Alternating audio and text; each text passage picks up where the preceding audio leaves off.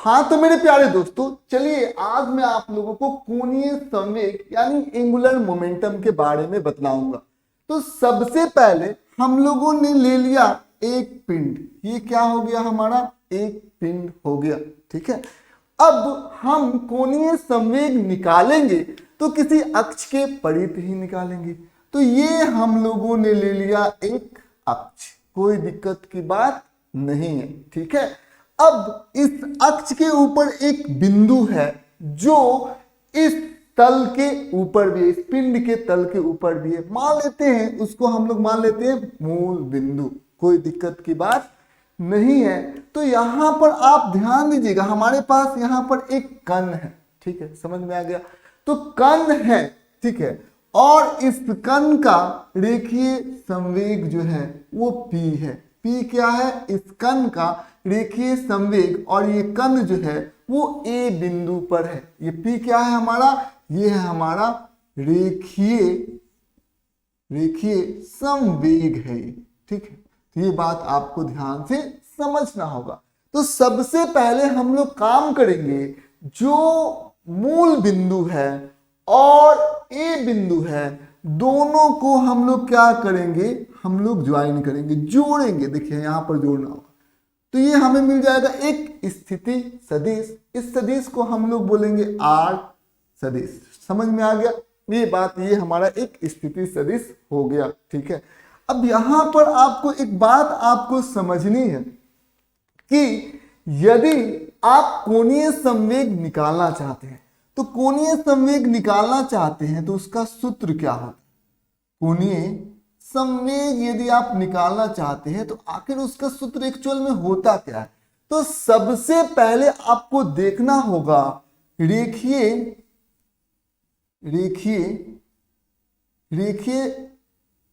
संवेग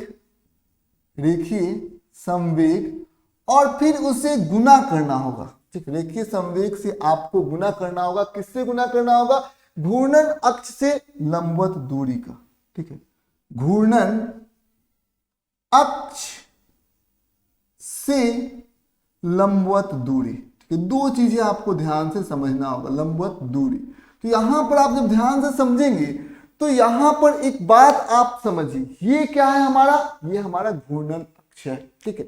इसी अक्ष के परित ये जो कण है वो घूर्णन कर रहा है, तो इसको हम लोग लिख देंगे क्या है हमारा, ये घूर्णन अक्ष। ये बात आपको ध्यान से समझना है।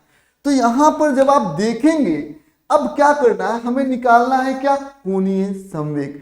तो हमें रेखीय संवेग तो P मालूम है, ठीक है, हमें रेखीय संवेग मालूम है P। अब हमें घूर्णन अक्ष से लंबवत दूरी देखना है।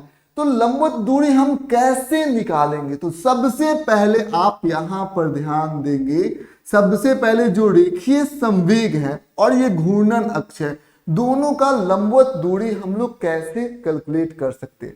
तो कुछ नहीं करना है, हम लोगों ने क्या किया है, रेखीय संवेग को पीछे किया, कोई दिक्कत की बात नहीं है, पीछे किया। अब फिर क्या किया, जो घूर्णन अक्ष है, इस मूल बिंदु से हमने यहां पर एक लंब बनाया। तो ये जो दूरी का बात हो रहा है वही OA है, यानी कि D है। ये बात आपको ध्यान से समझना है, ठीक है। अब यहां पर आपको ध्यान से समझना होगा कि आखिर ये जो हमारा स्थिति सदिश है और रेखीय संवेग है, क्या इन दोनों के बीच में कुछ कोण बन रहा है क्या, तो जवाब है हाँ। देख सकते हैं आप, ये आपका स्थिति सदिश हो गया, ठीक है, और ये हमारा रेखीय संवेग हो गया। दोनों के बीच में जो कोण बना हुआ है वो थीटा है।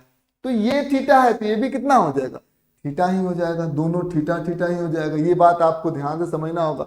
तो यदि आप कोणीय संवेग जिसे हम L से दर्शाते हैं, उसको यदि लिखना चाहते हैं तो क्या होगा, सबसे पहले आपको रेखीय संवेग से गुना करना पड़ेगा घूर्णन अक्ष से लंबवत दूरी को, यानी कि D को गुना करना पड़ेगा। ये बात आपको ध्यान से समझना होगा। तो L बराबर क्या होता है, P गुने D, कोई दिक्कत नहीं है। आइए अब हम लोग एक त्रिभुज के बारे में बात करते हैं। ये त्रिभुज है हमारा OA और इसको हम लोग B मान लेते हैं, तो OAB हो गया। ये त्रिभुज हम लोगों ने यहां पर देख लिया। यदि हम आपसे पूछे कि बताइए साइन थीटा बराबर कितना होगा। तो साइन थीटा यदि मैं आपसे पूछूंगा तो इस त्रिभुज में जो लंब होगा वो कितना होगा, तो ये हो जाएगा हमारा लंब। ध्यान से समझना होगा, ये हो गया हमारा लंब। ये 90 डिग्री है, 90 डिग्री का जो विपरीत भुजा होगा वो क्या हो जाएगा, हमारा कर्ण हो जाएगा। ये बात आपको ध्यान से समझना होगा। और ये ए बी क्या हो जाएगा, वो हो जाएगा आधार। ये बात आपको ध्यान से समझना होगा, ये चीजें आपको ध्यान से समझना होगा। तो साइन थीटा क्या हो जाएगा, लंब लंब बटा कर्ण। ठीक है, ये चीजें आपको ध्यान से समझना होगा। तो लंब कितना होगा, तो लंब कितना है हमारा, डी के बराबर है। सबसे पहले हम लोग इसको लिख देते हैं डी, कोई दिक्कत की बात नहीं है। और कर्ण हमारा कितना है, वो है हमारा आर। ठीक है, कोई दिक्कत की बात नहीं, ये आर है, ओ ए किसके बराबर है, आर के बराबर होगा। ठीक, अब हम लोग क्या करें, ये इससे गुना होगा, तो यदि हम लोग डी के बारे में बोलेंगे तो क्या हम लोग आर साइन थीटा नहीं लिख सकते हैं क्या, तो जवाब है हाँ। क्यों नहीं हम लोग डी को आर साइन थीटा लिख सकते हैं, बिल्कुल लिख सकते हैं। चलिए आइए, अब हम लोगों को मालूम है जो हमारा कोणीय संवेग है वो कैसे करेंगे, रेखीय संवेग गुने ये लंबवत दूरी। ठीक है, ये बात आपको ध्यान से, P गुने डी, तो L बराबर कितना हो जाएगा, P गुने डी कितना हो जाएगा, R साइन थीटा। कोई दिक्कत की बात नहीं है, ये चीजें आपको ध्यान से समझनी है। अब ध्यान दीजिए, यदि हम लोग इसे सदिश के रूप में लिखेंगे ना, तो सदिश के रूप में जब हम लिखेंगे तो इसको हम लोग लिख सकते हैं R क्रॉस P, ऐसे हम लोग इसको लिख सकते हैं। इसका परिमाण आरपी साइन थीटा हो जाएगा। थीटा क्या है, थीटा आप देख सकते हैं स्थिति सदिश और रेखीय संवेग के बीच में बना हुआ कोण है। तो यहां पर आपको ध्यान से समझना होगा, कोई दिक्कत की बात नहीं है। यदि हम पूछे कि जो हमारा कोणीय संवेग है क्या वह एक सदिश राशि है, तो जवाब है हाँ। पहला नंबर, कोणीय संवेग क्या है, कोणीय संवेग एक सदिश राशि है, एक सदिश राशि है, एक सदिश राशि है। ये बात आपको ध्यान से समझना होगा, यह एक सदिश राशि है। अब ये बात आपको ध्यान से समझना होगा कि इसका एसआई मात्रक भी होगा, तो यहां पर हम लोग लिखेंगे इसका एसआई मात्रक। एसआई मात्रक कितना है जी, क्या है ये, रेखीय संवेग गुने लंबवत दूरी, और रेखीय संवेग क्या होता है, एम गुने भी। ठीक है, तो इसका रेखीय संवेग का जो हमारा एसआई मात्रक होता है वो कितना होता है, केजी मीटर बटा सेकेंड, और ये जो दूरी है वो मीटर है। तो ये दोनों जब गुना होंगे इसका एसआई मात्रक कितना हो जाएगा, केजी मीटर का वर्ग बटा सेकेंड है। ये बात आपको ध्यान से समझना होगा। अब देखेंगे कि ये बात आपको समझना होगा, तो क्या इसका विमीय सूत्र होगा, तो हाँ इसका विमीय सूत्र होगा। इसका वीमा कितना हो जाएगा, ध्यान से समझना होगा। वीमा कितना होगा, एम, ये मीटर है तो एल का वर्ग। ठीक है, और यहाँ पर टी का घात कितना है, 1 है, तो ये ऊपर जाएगा, तो ये कुछ इस प्रकार से हो जाएगा। कोई दिक्कत की बात नहीं, इसका बीमा यही होगा, एम एल का घात 2, क्योंकि मीटर का स्क्वायर है तो एल का घात 2 हो गया, और ये टी नीचे है ऊपर जाएगा तो टी का घात -1 हो जाएगा। कोई दिक्कत की बात नहीं, इसका बीमा कुछ इस प्रकार से। क्योंकि ये सदिश राशि है तो इसके दिशा के बारे में भी हम लोगों को बातचीत करना पड़ेगा। तो चलिए आइए इसकी दिशा के बारे में बात करते हैं, आखिर इसका दिशा किधर होगा। तो देख सकते हैं इसके दिशा के बारे में हम लोग चलकर देखते हैं। तो सबसे पहले ये एक्चुअल में कितना है, जो आर सदिश गुने पी सदिश। तो आपको अपने दाएं हाथ लेना है और इसको कुछ इस प्रकार से फैलाना है, मतलब जितने भी सारे उंगलियां हैं और ये आपका अंगूठा है, दोनों आपस में लंबवत होंगे। ये बात आपको ध्यान से समझना होगा। फिर आप करेंगे क्या, आप एक्चुअल में करेंगे क्या कि आप आर का ये जो हमारा ये थंब है, इसको ये वाला पार्ट इसको आर के तरफ कर देंगे। ठीक है, आर, और जितने भी फिंगर है उसको पी की तरफ घुमाएंगे। समझ में आ गया, तो आपको अंगूठा मिलेगा। ठीक है, तो अंगूठा जिस दिशा में होगा, कोई दिक्कत की बात नहीं है, वही दिशा हमारा एल का दिशा होगा। कोई दिक्कत की बात नहीं, वही दिशा कोणीय संवेग का दिशा होगा। समझ में आ गया। पहले अपने दाएं हाथ को इस प्रकार से फैला देंगे, ठीक है, जैसे कि कांग्रेस का निशान होता है उसी प्रकार से हम लोग अपने दाएं हाथ को फैला देंगे। फिर हम लोग करेंगे क्या कि आर की दिशा में इसको रखना है, तो हम लोग आर की दिशा में इसको रख दिया और फिर हमने इसको घुमाया पी की ओर, तो जो थंब होगा वही जो कि बाहर की तरफ जा रहा है, तो कोणीय संवेग का जो दिशा होगा वो कुछ इस प्रकार से होगा इस कण के लिए, ठीक है। तो ये चीजें आपको ध्यान से समझना होगा। दिशा आप निकाल सकते हैं, आर सदिश क्रॉस पी सदिश का जिधर दिशा होगा वही कोणीय संवेग का दिशा होगा। चलिए आइए हम लोग और आगे की तरफ बढ़ते हैं। यदि हम आपसे एक प्रश्न पूछें, जो क्वेश्चन कुछ इस प्रकार से, यदि हम लोग कोणीय संवेग को ले, ठीक है, और रेखीय संवेग को ले, दोनों का हम लोग यदि डॉट गुणांक करें, ठीक है, तो क्या होगा। तो आपने यहां पर देखा कि जो हमारा रेखीय संवेग है वो क्या है, वो लंबवत है, ठीक है, समझ में आ गया।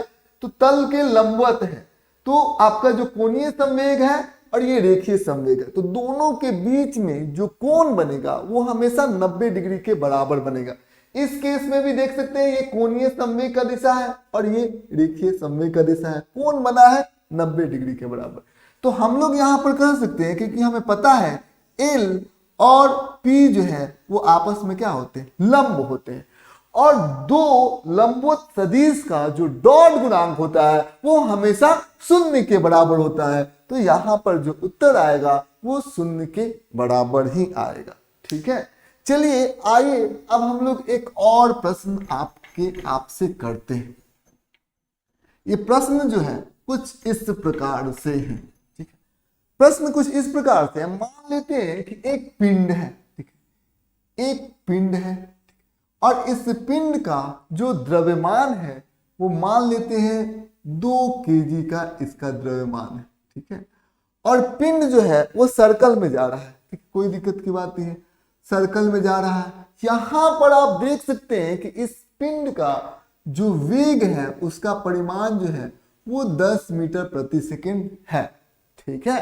तो अब यहां पर इस पिंड का जो त्रिज्या है वो 10 मीटर है, ठीक है, ये भी हम लोगों ने यहां पर देख लिया। हमें क्या करना है, जो अक्ष लेना है, अक्ष कुछ इस प्रकार से लेना है कि वो केंद्र बिंदु से तो गुजर ही रहा है और साथ ही साथ तल के लंबवत, ठीक है। तो ये अक्ष हमारा हो गया, कोई दिक्कत की बात नहीं है।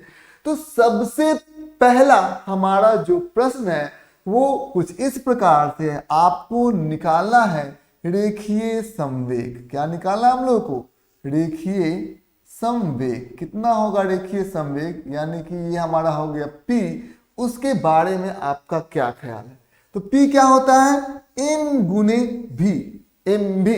तो यहां पर रेखीय संवेग इस पिंड का, इस वस्तु का कितना हो जाएगा, 2, द्रव्यमान 2 है, गुने v कितना है, 10 है।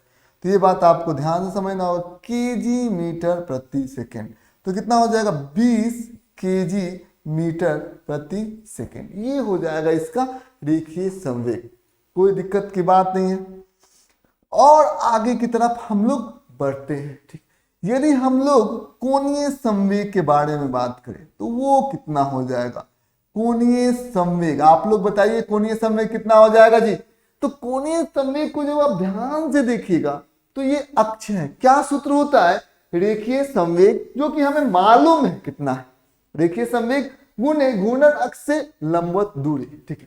तो ये देखिए ये घूर्णन, ये हमारा घूर्णन अक्ष हो गया, और जो लंबवत दूरी है, ध्यान दीजिएगा ये वाला दूरी, वो किसके बराबर है, त्रिज्या के बराबर है, यानी कि 10 मीटर के बराबर। ये बात आपको ध्यान से समझ में आ रहा है क्या। तो ये 10 मीटर के बराबर है। तो क्या हम लोग यहाँ पर P गुने D भी लिख सकते हैं। रेखीय संवेग हमारा हो गया है 20, P के जगह पर 20, और जो D हो गया है वो त्रिज्या के बराबर है, ठीक है, समझ में आ गया। तो त्रिज्या कितना है हमारा, 10 मीटर। तो दोनों को हम लोग गुना कर देंगे और इसका जो SI मात्रा कितना, kg मीटर का वर्ग बटा सेकेंड, ठीक है। तो ये कितना हो जाएगा, 200 kg मीटर का वर्ग बटा सेकेंड। ये लंबवत दूरी जो था वो आपको मालूम था, ये है, और ये पिंड है, दोनों के बीच में जो दूरी है वो त्रिज्या के बराबर है, यानी कि 10 मीटर के बराबर है। ठीक है, तो यहाँ पर आपको 10 मीटर ही रखना था। ये बात आपको ध्यान से समझना होगा। यदि हम आपसे पूछे कि आखिर जो कोणीय संवेग है उसका कुछ दिशा होगा क्या, तो जवाब है हाँ, उसका दिशा होगा, क्योंकि ये एक सदिश राशि है। तो क्या करेंगे, सबसे पहले उसका दिशा निकाल, उसका दिशा किधर होगा, तो दिशा का जो दिशा किधर होगा, दिशा होगा r क्रॉस p के दिशा में। तो सबसे पहले आपको r क्रॉस p निकालना होगा। तो r क्रॉस p आप कैसे निकाल सकते हैं, सबसे पहले आप देखेंगे ये हो जाएगा हमारा r, कोई दिक्कत की बात नहीं है, ये हो गया हमारा r। हम लोग कैसे निकालते थे, जो अक्ष पर, ठीक है, एक बिंदु होगा और तल पर भी बिंदु होगा। ठीक है, तो उस बिंदु से हम लोग क्या करते हैं, जिस बिंदु पर कण है उसको हम लोग जोड़ देते हैं। ठीक, तो ये यहाँ पर, ये बिंदु यहाँ पर है। ठीक है, समझ में आ गया। और ये ओ बिंदु यहाँ पर है, यहाँ पर देखिए ओ बिंदु और जहां पर कण है उन दोनों को हम लोग जोड़ देते हैं। अक्ष पर जो बिंदु है और ए बिंदु को जोड़ दिया, तो ये हो गया हमारा आर का दिशा। ठीक, समझ में आ गया।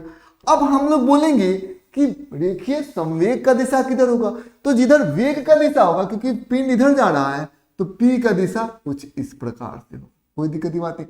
तो आर का दिशा ऐसे हो गया, पी का दिशा क्योंकि इधर जा रहा है तो जिधर वेग का दिशा होगा उधर ही तो हमारा रेखीय वेग संवेग का दिशा होगा। ठीक है, तो वेग इधर था, रेखीय संवेग भी इधर था। तो सबसे पहले आप यहां पर ध्यान से समझना होगा।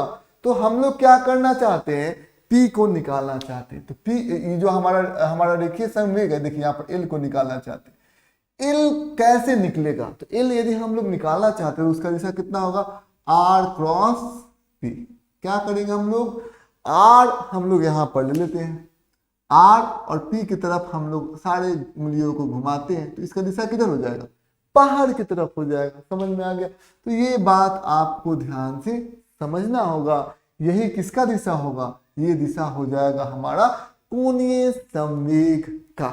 ठीक है, यही दिशा होगा हमारा L का। ये बात आपको ध्यान से समझना होगा। ठीक है, एक प्रश्न और ले लेते हैं। ठीक है,